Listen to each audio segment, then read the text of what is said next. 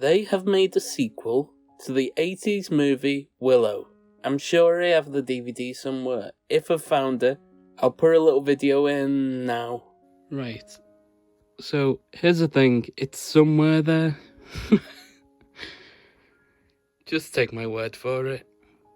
It starred Warwick Davis, and it was a project made by Lucasfilm, with Ron Howard directing. And I believe it bombed at the time, but found a new life in video sales. If I recall, George Lucas actually talked to Warwick Davis about this series before the movie was even released. Imagine being offered a job at 17 and you're not getting it until you're 50. Well, I suppose it's like Mark Hamill being offered the sequel trilogy back when he was filming the original Star Wars movies. Anyway, what I figured we'd do is watch the first episode of Willow and have a chat about it. And I'll explain all about the twist reveal in the end of this episode, and how it goes back to the original film. But before we do that, please consider leaving a like and subscribing. You can always unsubscribe at a later date if you don't like what I'm posting. It's completely free, and no hard feelings if you want to go. Right, anyway, showtime. It's showtime, folks. So my first impression of this series was actually quite positive. I was worried it would be more fantasy nonsense, but I quite liked how Jade and Kit chatted with each other like normal people. It makes it far more accessible, and I think it will really help draw people in. Especially people like me who fall asleep watching fantasy stuff like Lord of the Rings. Apparently Ron Howard was made up with the idea of it being a series because you can just air it and won't have to deliver an 80 million opening weekend, and yeah, fair enough, I like where his head is at. Now, does anyone else get Anakin Skywalker vibes from the Prince in the first scene that he appeared in? There's something very creepy about him and I don't like it. He's the son of Val Kilmer's character from the movie, and I heard someone say that he inherited his father's womanizing and charm, but I didn't get that at all. He makes my skin crawl in the same way that Anakin did. You know when he was flirting with Padme? These two scenes are the same scene. I can understand not wanting to marry someone that you barely know. Flash Thompson is also in this from Spider-Man, wearing a really stupid fake mustache. Does not look good in the slightest. So the Queen leaves the big party so she can go and talk to her prisoner. She's hearing things and she's worried about what's to come. Yeah, it's normal to leave your party to chat with a prisoner, that's fine, innit? I think my favourite character in these 2 episodes was definitely Kit. Oh, by the way, they've released 2 episodes, but we're only going to be talking about the first one here.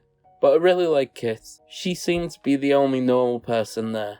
Well, except when she tried to chuck a knife at creepy Anakin's face. I don't know, I really like her. Even if she is named after the car from Knight Rider. I am the voice of Knight Industry 2000's microprocessor, KITT for easy reference, a kit if you prefer. She pops into Jade's room to kiss her and tell her that she's gonna be a great knight, then hops out the window like she was a protagonist in the game Thief. Then they all fight some things in the fog so we can't really see anything that's happening. The cuts were so quick it was beginning to give me a headache. We can't see anything anyway, it's all fog. Then the Vulture from Spider-Man shows up. He probably heard that Flash Thompson is here, but he can't find him, so he decides to turn into the girl from The Ring. You know, the girl who comes out of the TV. Same picture. What basically happens in that big fight behind the smoke machine thing is that the Prince, creepy Anakin Skywalker, is kidnapped, and the Queen decides to send Kit and the prisoner she was chatting with earlier to go and find him. Other people volunteered, like Cleftjaw from Game of Thrones, but the Queen went with the prisoner she was chatting to. Great decision, I'm sure. So now the prisoner, who's been promised leniency for his crimes if he does this, some old guy who's gonna die in a minute, Kit, Jade, Flash Thompson, and the girl who was making kissy faces with Anakin, are all on the way to save the prince, like they're Shrek in the movie Shrek. And what's the first thing they do? Sit down and set up camp. Sure. It only felt like they were travelling for like 2 minutes. They're not in any rush, are they? It's one of the biggest issues with this show so far, pacing. They've just set off on this grand hike, and the first thing they do is take a rest. The girl who fancies Anakin goes a separate way to the others for some reason and almost dies walking over a log. They reunite moments later, so what was the point of them splitting up? I'm not sure. It's been, let me look at the time. Okay, it's been literally 4 minutes since they went separate ways. Were they rushed for time in this episode or what? Why did they split up? If you're not vigilant at each moment, I swear you will not survive! I love how the old man was so determined to save the prince, and then gives it this speech about how dangerous their quest is, and then immediately dies. As soon as he started talking, I was like, well, he's dead, isn't he? The healer of worlds. I'm sorry, and I know we mentioned it before, but Flash Thompson looks so stupid with that mustache and beard. Sorry. I saw your face. Oh, I'm sorry. It's for the thing. I know, that's great. It makes it look like there's an eyebrow in the middle of your face. I can't take him seriously in the slightest. I wanted to say, I'm sorry. Flash Thompson and Kit have a heart-to-heart. You see, they were meant to get married for the good of the kingdom, but she doesn't want to. Not sure why they bothered with this storyline, it's a bit dull, isn't it? And if you're not careful, it'll happen to you too. We're looking for the sorcerer, Willow.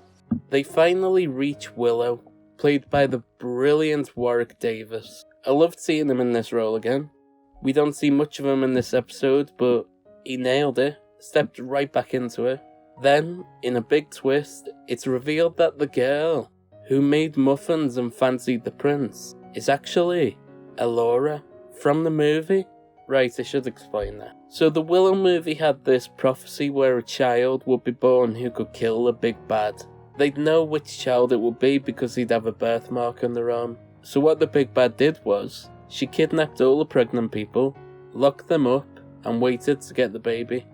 But when the baby was born, Elora, that was the baby's name, someone broke out and sailed Elora down the river where she was found by Willow. And that's how she escaped the big bad. Well, she's been in hiding for years, and it turns out someone's hidden the birthmark with some magic. And it was this girl all along. I was kind of distracted away from the big twist because of how jarring the end credits music was. It goes into like a pop song or something, and it's really dumb and out of place. But yet, despite me laughing at this show quite a bit, I did enjoy it. I know it took the mickey. I'd watch it again, certainly. If you want me to talk about the next episode, if so, all you need to do is ask in the comments below. I always do what you say. And while you're here, please consider leaving a like and subscribing. You can always unsubscribe at a later date if you don't like what I'm posting. It's completely free, and no hard feelings if you want to go at a later date. Right, I'm going to call it a day there. Go watch these videos here. Right, I'll let you go.